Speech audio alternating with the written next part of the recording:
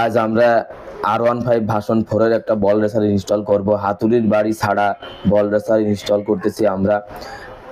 বল রেসারটি আমরা বসালাম। আমরা এখন প্রেসার দিয়ে সুন্দরভাবে বল রেসারটা ইনস্টল করব এই R15 ভার্সন 4 এর। আপনারা দেখতেই পাচ্ছেন আমরা যে হালকা প্রেসার দিলাম আর বল রেসারটা সুন্দরভাবে ইনস্টল হয়ে যাচ্ছে।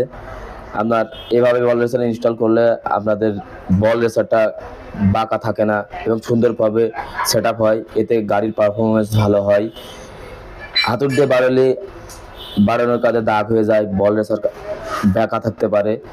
এই কারণের জন্য আমরা অত্যাধুনিক টুলস দিয়ে চাপ দিয়ে সুন্দরভাবে বল রেসারটি ইনস্টল করতেছি। এই দেখতেই পাচ্ছেন আমরা চাপ দিলাম, বল রেসারটা একদম সুন্দরভাবে মিডল পয়েন্টে বল রেসারটি ইনস্টল হয়ে গেছে। আমরা R15 ভার্সন 4 এর এই বল রেসারটা ইনস্টল করতেছি। আমরা এই বল রেসারটি রুলার বল রেসার লাগাচ্ছি। এই দেখেন সুন্দরভাবে একদম 100% সুন্দর করে বল রেসারটি বসে গেছে। এভাবে বল রেসার লাগালে কোনো গাড়ির কোনো ক্ষয়ক্ষতি হয় না। অ্যালুমিনিয়াম বডি এই রেঞ্জ দিয়ে বসানো উচিত। ধন্যবাদ সবাইকে।